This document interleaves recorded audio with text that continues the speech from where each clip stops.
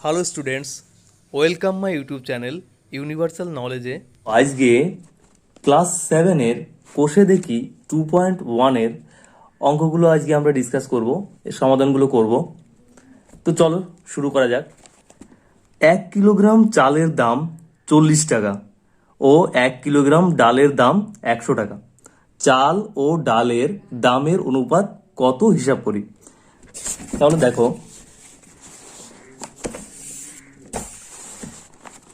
আমরা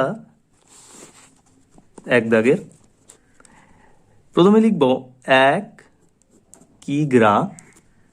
কিগ্রা চালের দাম 40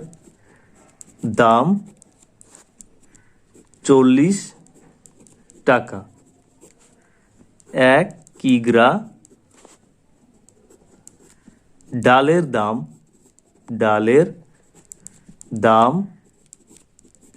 100 টাকা। 100 টাকা। এবার বলেছে চাল ও ডালের দামের অনুপাত হিসাব করি। তাহলে এই 1 কিলোগ্রাম চালের দাম আর 1 কিলোগ্রাম ডালের দামের যে অনুপাত সেটা আমাদের বার করতে বলেছে। তাহলে লিখব, সুতরাং চালের দামের ও ডালের দামের অনুপাত হবে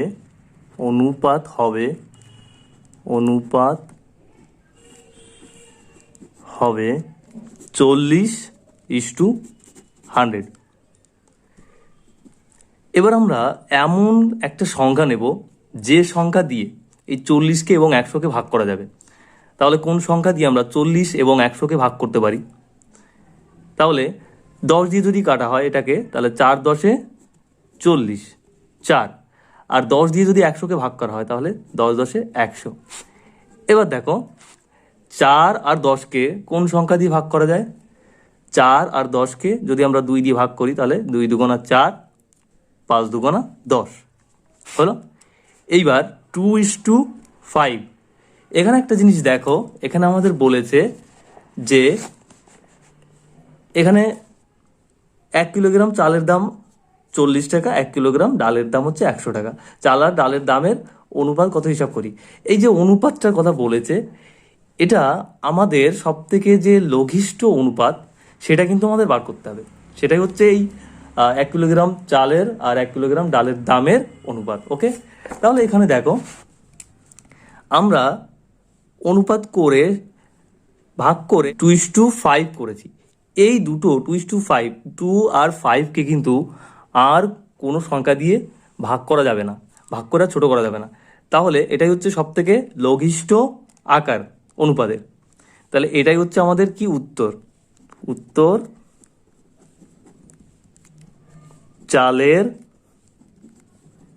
চালের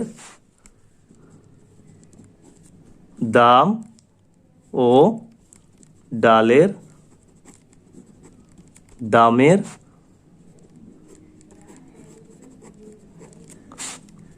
অনুপাত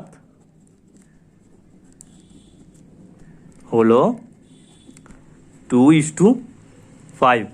ওকে, তাহলে বোঝা গেল। এবার নেক্সট কোশ্চেন, 2 নম্বরের কোশ্চেনটা দেখো।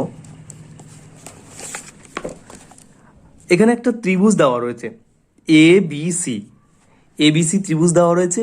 এবার কোণ BAC ইস্টু কোণ ABC ইস্টু কোণ ACB, অর্থাৎ BAC। তাহলে BAC কোনটা? BAC। এবার দেখো BAC কত ডিগ্রি কোণ হচ্ছে? 60 ডিগ্রি কোণ হচ্ছে। তারপরে কোণ ABC, তাহলে ABC কত ডিগ্রি কোণ পড়ছে? 50 ডিগ্রি। তারপরে বলেছে ACB, তাহলে ACB বলে, তাহলে ACB এটা কত ডিগ্রি কোণ? 70 ডিগ্রি কোণ পড়েছে। এবার এদের যে অনুপাত কত হবে সেটা আমাদের বার করতে হবে। ওকে, তাহলে এই যে কোণগুলোর যে ডিগ্রি সেটা আমরা বসিয়ে ফেলবো। তাহলে দেখো, কোণ BAC ইস টু কোণ বি সি ইস টু কোণ এ সি বি। তাহলে আগেই বলেছি যে বিএসি, বিএসি কোনটা? বিএসি, এটা সমান কত ডিগ্রি? 60 ডিগ্রি। তাহলে এটা আমরা বসাবো 60 ডিগ্রি। এ বিসি, এ বিসি, তাহলে এটা 50 ডিগ্রি হলো, is to ACB, ACB, ACB এর মান কত পড়ছে? 70 ডিগ্রি। তাহলে এটা বসালাম। এবার এদের অনুপাত আমরা করব। তাহলে 60, 50 আর 70কে কোন সংখ্যা দিয়ে ভাগ করা যায়? এমন একটা সংখ্যা নেব যে সংখ্যা দিয়ে এই তিনটেকেই ভাগ করা যাবে। তাহলে আমরা দেখতে পাচ্ছি যে 60 আর 50 আর 70কে কিন্তু 10 দিয়ে ভাগ করা যায়, সব থেকে বড়। তাহলে 10 দিয়ে যদি 60কে ভাগ করি তাহলে 6 10 60, 10 দিয়ে 50কে ভাগ করলে 5 10 50, 10 দিয়ে 70কে ভাগ করলে 7 10 70। এবার 6:5:7 হলো, এইটাকে কিন্তু আর ভাগ করা যাবে না, এই তিনটেকে আর কোনো সংখ্যা দিয়ে ভাগ করা যাবে না, এক ছাড়া আর কোনো সংখ্যা দিয়ে ভাগ করা যাবে না। তাহলে এটা হচ্ছে সব থেকে লঘিষ্ঠ আকার, এটাই আমাদের অনুপাত এই তিনটি কোণের, এটাই আমাদের অ্যান্সার। ওকে, এটাই আমাদের অ্যান্সার। নেক্সট দেখো পরের 3 দাগের বলেছে একটি পেন্সিলের দাম 3 টাকা ও একটি লজেন্সের দাম 50 পয়সা। একটি পেন্সিল ও একটি লজেন্সের দামের অনুপাত হিসাব করে লিখি। দেখো এখানে পয়সাও বলেছে আবার টাকার কথাও বলেছে, তাহলে দুটো একক কিন্তু বলেছে। আমরা এটা জানি যে কখনো আলাদা আলাদা বা ভিন্ন রকমের রাশির মধ্যে অনুপাত করা যায় না, তাহলে একটা এককে আমাদের পরিণত করতে হবে। ঠিক আছে, এখানে টাকা রয়েছে আর পয়সা রয়েছে, তাহলে আমরা করব কি? টাকাটাকে পয়সায় নিয়ে যাব, একটা এককে করব। আর একটা জিনিস যেটা মাথায় রাখতে হবে যে যখন দুটো একক থাকবে তখন এই ছোট একে কিন্তু পরিণত করতে হবে বড় এককটাকে। এখানে টাকা হচ্ছে বড়, পয়সা হচ্ছে ছোট, তাহলে আমরা কি করব? এই টাকাটাকে পয়সায় নিয়ে যাব, তারপর ওদের অনুপাত করব। ওকে, তাহলে আমরা লিখে নেব একটি পেন্সিলের দাম, একটি পেন্সিলের দাম, পেন্সিলের দাম 3 টাকা, 3 টাকা, 3 টাকা। এবারে 3 টাকা সমান কত পয়সা? আমরা পয়সা নিয়ে নেবো বলেছি, তাহলে 3 × 100 সমান 300 পয়সা। ওকে, তারপর বলেছে একটি লজেন্সের দাম, একটি লজেন্সের দাম তাহলে 50 পয়সা।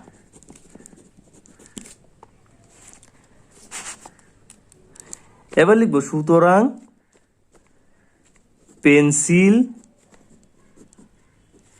পেন্সিলের ও লজেন্সের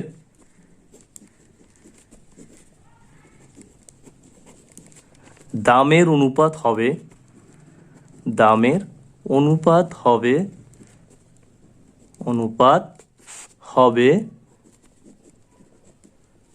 আমি নেক্সট পেজে দেখাচ্ছি এটা।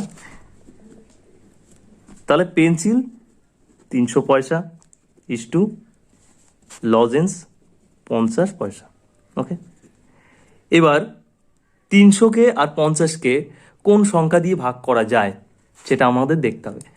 দেখো 50 দিয়ে কিন্তু ভাগ করা যাবে, 300কে ভাগ করা যাবে, আবার 50কে ভাগ করা যাবে। বা যদি তোমরা ছোট দিয়ে ভাগ করতে চাও, ছোট সংখ্যা ধরো 10 দিয়েই ভাগ করো, তাহলে এটাকে 10 দিয়ে ভাগ করলে কত হবে? 30 10 300, আর এটা 10 দিয়ে ভাগ করলে 5 10 50। ওকে, এবার দেখো 30 আর 5কে কোন সংখ্যা দিয়ে ভাগ করা যাবে? আমরা যদি 5 দিয়ে এটাকে ভাগ করি তাহলে 5 ছক 30, 5 দিয়ে যদি এটাকে ভাগ করি 5 ছকে 5 হলো, তাহলে 6:1। এই 6:1কে আর কোনো সংখ্যা দিয়ে কিন্তু ভাগ করা যাবে না, তাহলে এটা হচ্ছে আমাদের অ্যান্সার। ওকে, নেক্সট কোশ্চেন দেখো 4 দাগের কোশ্চেন। একটি আধুলি একটি 1 টাকা ও একটি 2 টাকার মুদ্রার মূল্যের অনুপাত লিখি। একটি আধুলি, আধুলি মানে কি? আধুলি বলতে 1 টাকার হাফ বোঝায়, অর্থাৎ 50 পয়সা। আর একটি 1 টাকা ও একটি 2 টাকার মুদ্রার মূল্যের অনুপাত। তাহলে এখানে যে আধুলি বলছে অর্থাৎ 50 পয়সা বলছে, আর এখানে টাকাও রয়েছে কিন্তু। তাহলে আমরা আগেই বলেছি যে সমজাতীয় রাশির মধ্যে অনুপাত করা সম্ভব। তাহলে টাকা আর পয়সার মধ্যে কখনো কিন্তু অনুপাত করা যাবে না। তখন আমরা কি করব? এখানে বাকি যে টাকাগুলোর কথা বলেছে, টাকাগুলো আমরা পয়সা নিয়ে নেব। ওকে, তাহলে দেখো, একটি আধুলি মানে কত পয়সা? একটি আধুলি, একটি আধুলি, আধুলি সমান 50 পয়সা। একটি 1 টাকা, একটি 1 টাকা সমান একটি 1 টাকা সমান 100 পয়সা, 100 পয়সা। এবার একটি 2 টাকার মুদ্রা, একটি 2 টাকা, একটি 2 টাকা সমান 200 পয়সা হবে, 200 পয়সা হলো। এবার এবার আমরা অনুপাত করব। সুতরাং এদের অনুপাত হবে পরপর বসিয়ে দেবো অনুপাত, 50:100:200। এখানেও দেখো 3টেকে ভাগ করা যাবে। যদি আমরা 50 দিয়েই ভাগ করি, বা আমরা 10 দিয়েই ভাগ করলাম, চলো ছোট সংখ্যা দিয়ে ভাগ করি, তাহলে তোমাদের বুঝতে সুবিধা হবে। তাহলে 10 দিয়ে যদি 50কে ভাগ করি তাহলে কত হবে? 5×10 50। 10 দিয়ে 100কে ভাগ করলে 10×10 100। 10 দিয়ে যদি 200কে ভাগ করা হয় তাহলে 20 হলো। এবার 5, 10 আর 20কে কোন সংখ্যা দিয়ে ভাগ করা যায়? 5 দিয়ে ভাগ করা যাবে। তাহলে 5×5 5, 5 দিয়ে যদি 10কে ভাগ করা হয় 5×2 10, 5 দিয়ে 20কে ভাগ করলে 4×5 20। ওকে, এবার 1:2:4 হলো। এই 3টেকে এমন কোনো সংখ্যা নেই যে এই 3টেকে ভাগ করা যায়, শুধু 1 আছে, কিন্তু 1 দিয়ে করলে আমাদের কোনো লাভ নেই। সো এটা হচ্ছে সব থেকে ছোট অনুপাত, তাহলে এটাই হচ্ছে আমাদের অ্যান্সার। এবার দেখো 5 দাগের কোশ্চেন কি বলেছে। বলেছে উমার বয়স 12 বছর 6 মাস, রাতুলের বয়স 12 বছর 4 মাস ও নূরজাহানের বয়স 12 বছর হলে ওদের 3 জনের বয়সের অনুপাত কত লিখি। তাহলে উমার বয়স 12 বছর 6 মাস, রাতুলের বয়স 12 বছর 4 মাস, আর নূরজাহানের বয়স শুধু হচ্ছে 12 বছর। তাহলে ওদের 3 জনের বয়সের অনুপাত কত হবে সেটা আমাদের লিখতে বলেছে। এখানেও দেখো দুটো আলাদা রাশি রয়েছে, দুটো আলাদা একক রয়েছে, বছরও রয়েছে, মাসও রয়েছে। তাহলে আমরা কখনো এদের মধ্যে আনুপাতিক সম্পর্ক করতে পারবো না। তাহলে কি করব আমরা বছরগুলোকে সব মাসে নিয়ে নেব, তারপর এদের অনুপাত তৈরি করব। ওকে, তাহলে আগে এগুলো লিখে নিই। উমার বয়স 12 বছর 6 মাস, তাহলে লিখে ফেলি উমার বয়স 12 বছর 6 মাস, 6 মাস সমান কত হবে? 12 বছর। তাহলে আমরা জানি যে 12 মাসে 1 বছর হয়, তাহলে 12 বছরে কত মাস হবে? তাহলে 12×12 করতে হবে, 12×12 যোগ 6 মাস। 12×12 কত হয়? 144 যোগ 6, তাহলে 150 এত মাস। নেক্সট, এবার রাতুলের বয়স, রাতুলের বয়স সমান কত বলেছে? রাতুলের 12 বছর 4 মাস, 12 বছর 4 মাস। তাহলে 12×12 যোগ 4, 12×12 144, 144 যোগ 4 সমান 148 এত মাস। ওকে, নেক্সট পেজ আমি দেখাচ্ছি। এবার নূরজাহানের বয়স, নূরজাহানের বয়স, নূরজাহানের বয়স সমান কত? অনলি 12 ইয়ার। ওকে, 12 বছর। এই 12 বছরকে আমরা মাসে করলে 12 ইন্টু 12 করবো, এত মাস সমান কত হচ্ছে? 144 মাস। তাহলে সবগুলোকে, বছরগুলোকে আমরা মাসে পরিণত করলাম। এইবার এদের বয়সের অনুপাত আমরা করে দেব, ঠিক আছে? তাহলে লিখবো যে উমার, উমার বয়স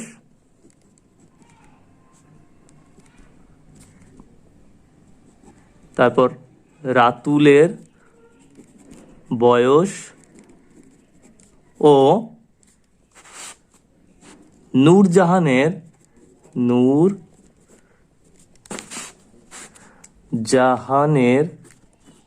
নূরজাহানের বয়সের অনুপাত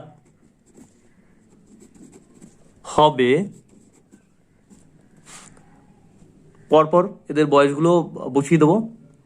তাহলে 150:148:144। এখানে দেখো সবগুলো কিন্তু জোড় সংখ্যায় রয়েছে। তাহলে ভালো করে খেয়াল করো, এটা যদি আমরা 3 দিয়ে ভাগ করি তাহলে কিন্তু হচ্ছে না, 2 দিয়ে একমাত্র ভাগ করা যাবে, সবগুলো জোড় সংখ্যা রয়েছে। তাহলে 150কে যদি আমরা 2 দিয়ে ভাগ করি তাহলে 75, 148কে যদি 2 দিয়ে ভাগ করি তাহলে 74, 144কে 2 দিয়ে ভাগ করলে 72। এবার এই যে 3টে পদ হলো, এগুলোকে কিন্তু আর কোনো সংখ্যা দিয়ে ভাগ করা যাচ্ছে না। তাহলে এটাই হচ্ছে আমাদের উত্তর, এটাই আমাদের অ্যান্সার। ওকে, তো আজকের মতো এই পর্যন্তই। নেক্সট ক্লাসে আমি তোমাদের 6 দাগের পর থেকে অঙ্কগুলো করাবো। ওকে, অবশ্যই আমার চ্যানেলটিকে সাবস্ক্রাইব করবে আর পাশে থাকা বেল আইকনটিকে অবশ্যই ক্লিক করে অল নোটিফিকেশন অন করবে।